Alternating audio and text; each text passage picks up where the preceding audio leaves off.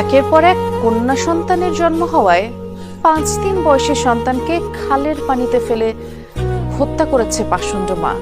এই নিষ্ঠুর ঘটনাটি ঘটেছে সাতক্ষীরার কলারোয়ায়। এই ঘটনাকে বর্বর যুগের সাথে তুলনা করেছেন মহিলা বিষয়ক অধিদপ্তর। অপরাধীর শাস্তি চায় গ্রামবাসী।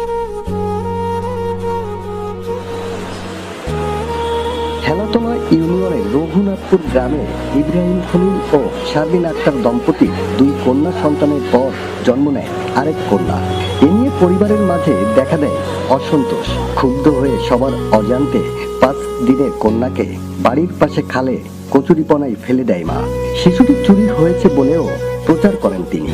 পেটেতে আলট্রাসাউন্ড করেছে 5 মাস যখন, তাই তখন তো গন্ডগোল, স্বামী স্ত্রী খালি গন্ডগোল। আমরা এখান থেকে সরিয়ে যাওয়ার পরপরই বাচ্চাটা ওই খালকান্দার পাশে মনে করেন মাইরি ধুয়ে তৈরি গেছে।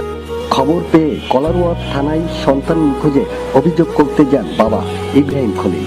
সন্দেহ হলে ঘটনাস্থলে পৌঁছে স্বামী স্ত্রীকে জিজ্ঞাসাবাদ করে তদন্ত টিম। এ সময় স্ত্রীর স্বীকারোক্তি অনুযায়ী ডোবা থেকে উদ্ধার করা হয় শিশুর মরদেহ। অভিযুক্তকে আটকও করে পুলিশ।